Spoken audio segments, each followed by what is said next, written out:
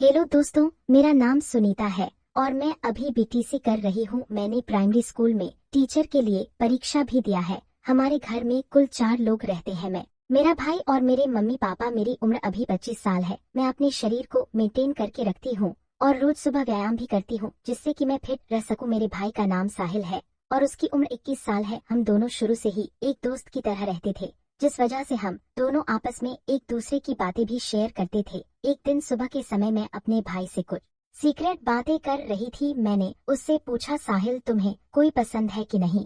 साहिल बोला, नहीं दीदी, अभी तक ऐसी कोई नहीं मिली। अगर आप जैसी मिले तो प्रयास करूंगा। इतने में वहाँ पर मम्मी आ गई और साहिल को किसी काम से बाहर लेकर चली गई। मेरे भाई के मुंह से आप जैसी बात सुनकर मेरे तो होश ही उठ गए। मैं बस उसके ही बारे में सोच रही थी काफी देर तक। उसके ख्यालों में खए रहने के बाद फिर मैं उठी और बाथरूम में जाकर नहाने लगी। कुछ देर में मम्मी बाद वह अपने स्कूल चला गया और मैं भी अपने कॉलेज चली गई। मैं अपने कॉलेज में जाकर अपने भाई के बारे में ही सोच रही थी, क्योंकि आज तक किसी ने मेरे को ऐसा नहीं कहा था। तभी मेरी एक सहेली मेरे पास आई और बोली, अरे सुनीता, तुम क्या सोच रही हो?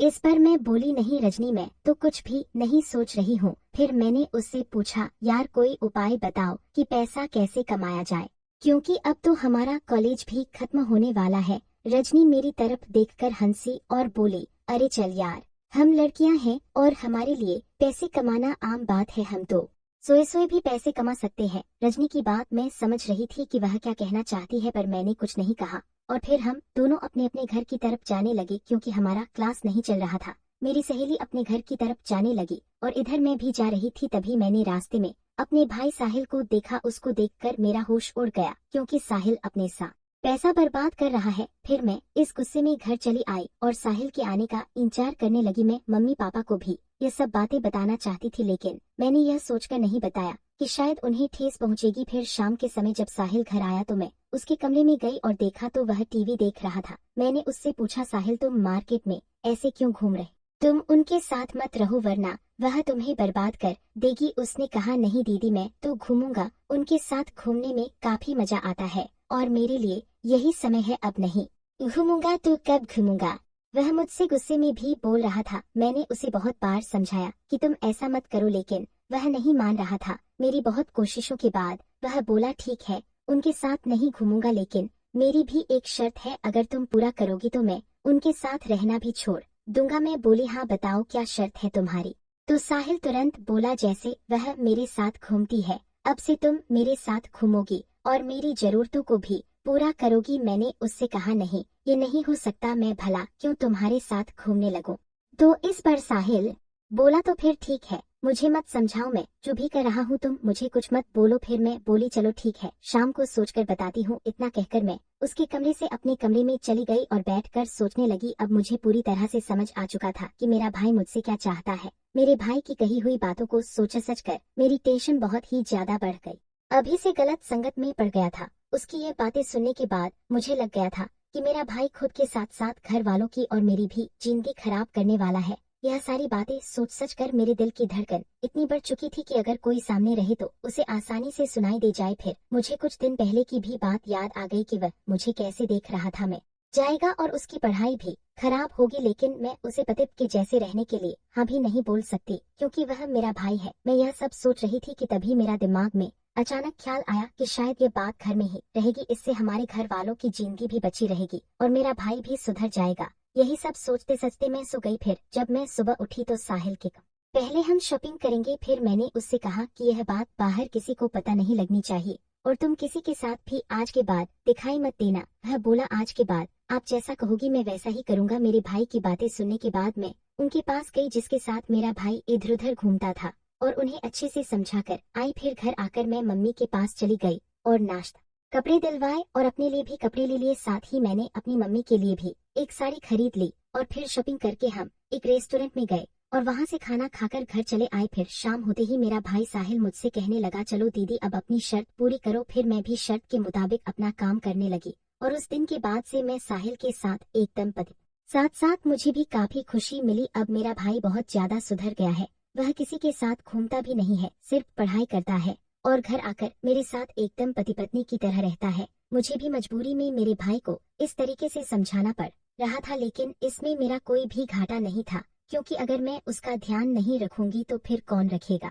ऐसे ही लगभग 4 महीने का समय गुजर गया और 4 महीने बाद मेरा स्कूल टीचर का ज्वाइनिंग लेटर आ गया और मैं वहाँ चली गई। अब हमारा परिवार भी अच्छे से चलने लगा है और हमारे घर में सभी लोग बहुत खुश हैं और मेरा भाई साहिल भी अपनी जिंदगी में कुछ अच्छा करने की राह पर चल रहा है। अगर मैंने उस दिन मेरे भाई को नहीं समझाया होता तो वह आज गलत संगत का शिकार होकर रह जाता और खुद के साथ साथ परिवार वालों की भी जिंदगी खराब कर देता। इस तरह से मैंने और मेरे भाई ने एकदम पतित की तरह रहकर हमारे घर को बचा लिया और आगे तो आप समझ ही सकते हैं। तो दोस्तों, यह थी हमारी आज की छोटी सी कहानी। कहानी अच्छी लगी हो तो इसे लाइक करें और अपने दोस्तों के साथ शेयर करें। हर रोज ऐसी ही रोमांचक कहानियों के लिए हमारे चैनल को सब्सक्राइब करें और बेल आइकन दबाना ना भूलें ताकि आप हमारी कोई भी कहानी मिस ना करें। दोस्तों, मिलते हैं अगली कहानी में एक नए टॉपिक के साथ। आप अपना और अपनों का ख्याल रखें। धन्यवाद।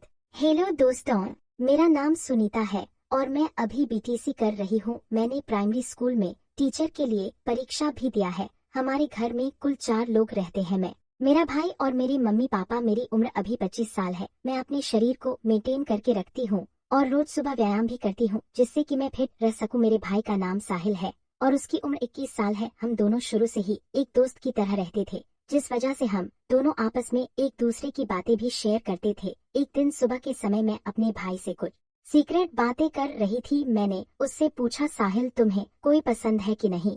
साहिल बोला, नहीं दीदी, अभी तक ऐसी कोई नहीं मिली। अगर आप जैसी मिले तो प्रयास करूंगा। इतने में वहाँ पर मम्मी आ गई और साहिल को किसी काम से बाहर लेकर चली गई। मेरे भाई के मुंह से आप जैसी बात सुनकर मेरे तो होश ही उठ गए। मैं बस उसके ही बारे में सोच रही थी काफी देर तक। उसके ख्यालों में खड़े रहने के बाद फिर मैं उठी और बाथरूम में जाकर नहाने लगी। कुछ देर में मम्मी बाद वह अपने स्कूल चला गया और मैं भी अपने कॉलेज चली गई। मैं अपने कॉलेज में जाकर अपने भाई के बारे में ही सोच रही थी, क्योंकि आज तक किसी ने मेरे को ऐसा नहीं कहा था। तभी मेरी एक सहेली मेरे पास आई और बोली, अरे सुनीता, तुम क्या सोच रही हो?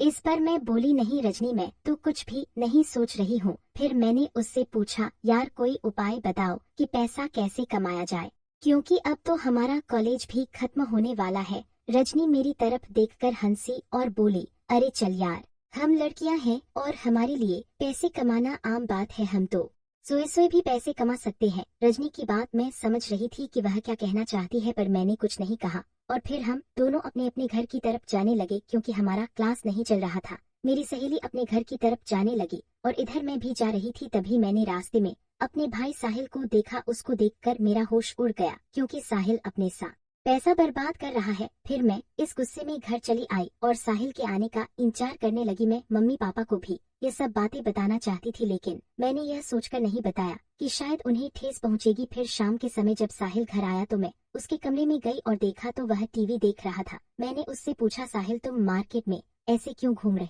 तुम उनके साथ मत रहो वरना वह तुम्हें बर्बाद कर देगी। उसने कहा, नहीं दीदी, मैं तो घूमूंगा। उनके साथ घूमने में काफी मजा आता है और मेरे लिए यही समय है। अब नहीं घूमूंगा तो कब घूमूंगा? वह मुझसे गुस्से में भी बोल रहा था। मैंने उसे बहुत बार समझाया कि तुम ऐसा मत करो, लेकिन वह नहीं मान रहा था। मेरी बहुत कोशिशों के बाद वह बोला, ठीक है, उनके साथ नहीं घूमूंगा, लेकिन मेरी भी एक शर्त है। अगर तुम पूरा करोगी तो मैं उनके साथ रहना भी छोड़ दूंगा। मैं बोली, हाँ बताओ, क्या शर्त है तुम्हारी? तो साहिल तुरंत बोला, जैसे वह मेरे साथ घूमती है, अब से तुम मेरे साथ घूमोगी और मेरी जरूरतों को भी पूरा करोगी। मैंने उससे कहा, नहीं, ये नहीं हो सकता, मैं भला क्यों तुम्हारे साथ घूमने लगूं? तो इस पर साहिल बोला, तो फिर ठीक है, मुझे मत समझाओ, मैं जो भी कर रहा हूँ तुम मुझे कुछ मत बोलो। फिर मैं बोली, चलो ठीक है, शाम को सोचकर बताती हूँ। इतना कहकर मैं उसके कमरे से अपने कमरे में चली गई और बैठकर सोचने लगी। अब मुझे पूरी तरह से समझ आ चुका था कि मेरा भाई मुझसे क्या चाहता है। मेरे भाई की कही हुई बातों को सोचा सच कर मेरी टेंशन बहुत ही ज्यादा बढ़ गई। अभी से गलत संगत में पड़ गया था। उसकी ये बातें सुनने के बाद मुझे लग गया था कि मेरा भाई खुद के साथ साथ घर वालों की और मेरी भी जिंदगी खराब करने वाला है। यह सारी बातें सोच सच कर मेरे दिल की धड़कन इतनी बढ़ चुकी थी कि अगर कोई सामने रहे तो उसे आसानी से सुनाई दे जाए। फिर मुझे कुछ दिन पहले की भी बात याद आ गई कि वह मुझे कैसे देख रहा था। मैं जाएगा और उसकी पढ़ाई भी खराब होगी, लेकिन मैं उसे पतित के जैसे रहने के लिए हाँ भी नहीं बोल सकती, क्योंकि वह मेरा भाई है। मैं यह सब सोच रही थी कि तभी मेरा दिमाग में अचानक ख्याल आया कि शायद ये बात घर में ही रहेगी, इससे हमारे घर वालों की जिंदगी भी बची रहेगी और मेरा भाई भी सुधर जाएगा। यही सब सोचते सोचते मैं सो गई। फिर जब मैं सुबह उठी तो साहिल के पहले हम शॉपिंग करेंगे। फिर मैंने उससे कहा कि यह बात बाहर किसी को पता नहीं लगनी चाहिए और तुम किसी के साथ भी आज के बाद दिखाई मत देना। वह बोला आज के बाद आप जैसा कहोगी मैं वैसा ही करूंगा। मेरे भाई की बातें सुनने के बाद मैं उनके पास गई जिसके साथ मेरा भाई इधर उधर घूमता था और उन्हें अच्छे से समझाकर आई। फिर घर आकर मैं मम्मी के पास चली गई और नाश्ता कपड़े दिलवाए और अपने लिए भी कपड़े ले लिए। साथ ही मैंने अपनी मम्मी के लिए भी एक साड़ी खरीद ली और फिर शॉपिंग करके हम एक रेस्टोरेंट में गए और वहां से खाना खाकर घर चले आए। फिर शाम होते ही मेरा भाई साहिल मुझसे कहने लगा चलो दीदी अब अपनी शर्त पूरी करो। फिर मैं भी शर्त के मुताबिक अपना काम करने लगी और उस दिन के बाद से मैं साहिल के साथ एकदम पति। साथ साथ मुझे भी काफी खुशी मिली। अब मेरा भाई बहुत ज्यादा सुधर गया है। वह किसी के साथ घूमता भी नहीं है, सिर्फ पढ़ाई करता है और घर आकर मेरे साथ एकदम पति पत्नी की तरह रहता है। मुझे भी मजबूरी में मेरे भाई को इस तरीके से समझाना पड़ रहा था, लेकिन इसमें मेरा कोई भी घाटा नहीं था क्योंकि अगर मैं उसका ध्यान नहीं रखूंगी तो फिर कौन रखेगा। ऐसे ही लगभग 4 महीने का समय गुजर गया और 4 महीने बाद मेरा स्कूल टीचर का ज्वाइनिंग लेटर आ गया और मैं वहां चली गई। अब हमारा परिवार भी अच्छे से चलने लगा है और हमारे घर में सभी लोग बहुत खुश हैं और मेरा भाई साहिल भी अपनी जिंदगी में कुछ अच्छा करने की राह पर चल रहा है। अगर मैंने उस दिन मेरे भाई को नहीं समझाया होता तो वह आज गलत संगत का शिकार होकर रह जाता और खुद के साथ साथ परिवार वालों की भी जिंदगी खराब कर देता। इस तरह से मैंने और मेरे भाई ने एकदम पतित की तरह रहकर हमारे घर को बचा लिया और आगे तो आप समझ ही सकते हैं। तो दोस्तों यह थी हमारी आज की छोटी सी कहानी। कहानी अच्छी लगी हो तो इसे लाइक करें और अपने दोस्तों के साथ शेयर करें। हर रोज ऐसी ही रोमांचक कहानियों के लिए हमारे चैनल को सब्सक्राइब करें और बेल आइकन दबाना ना भूले ताकि आप हमारी कोई भी कहानी मिस ना करें। दोस्तों मिलते हैं अगली कहानी में एक नए टॉपिक के साथ। आप अपना और अपनों का ख्याल रखें। धन्यवाद।